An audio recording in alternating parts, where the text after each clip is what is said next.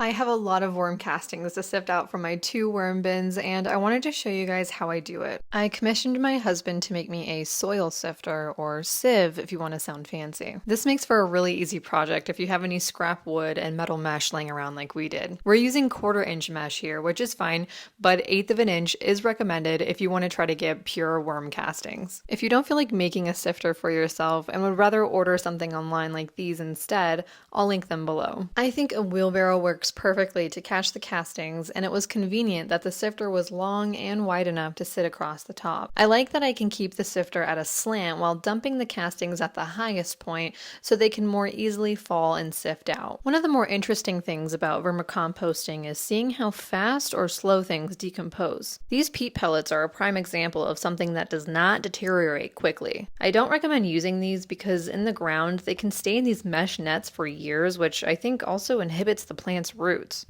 So here's where you want to keep an eye out for your worms. You can definitely kill or injure them if you're being too rough as you sift. With a gentle hand, just sweep across looking for worms, but also sifting out the finer material or castings out of the pile. You're likely to come across a worm stuck like this. Just remove it and put it into the bin where the larger debris will be going. So some worms will definitely get into the sifted material. I would rather keep as many worms as possible in the bin so they can just stay fat and happy and continue to get fed by me. But if some do end up getting into my garden, then that's totally fine too. Just know they cannot stay in something like this wheelbarrow in the sun for very long.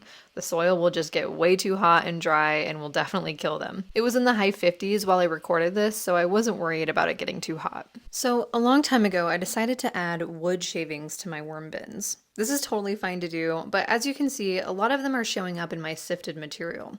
The problem with this is that wood can tie up nutrients temporarily as they decompose. If wood chips or other fresh plant materials are mixed into the soil, then soil microorganisms may rob nutrients from the roots of your plants temporarily to break down those raw materials. But once they're fully decomposed, the nitrogen would be released back into the soil, sometimes at a higher amount than before. Just to be safe though, I'm going to add these as a top dressing around the bases of a few plants rather than putting them in the ground. So the material here is very light and fluffy. In case you haven't caught on yet, worm castings are just worm poop and have a very distinct pill shape to them if you look closely enough to see it. Some benefits to adding worm castings to your garden would be they allow the soil to absorb and hold on to more water.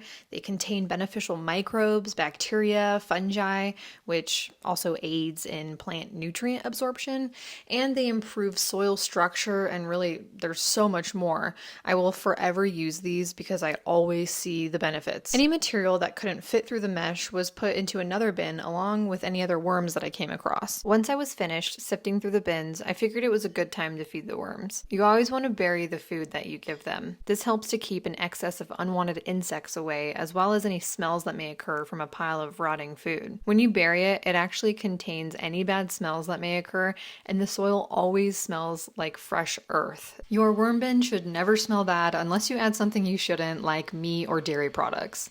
So there it is, it's that easy. If you would like to start your own worm bin, there's a link below for all the supplies you need. I'll soon be posting a video on how to start and maintain a vermicomposting bin, so if you would like to see that, please consider subscribing and hit the bell icon so you can receive a notification when I post it. Thank you guys so much for watching, and I'll see you in the next one. Bye!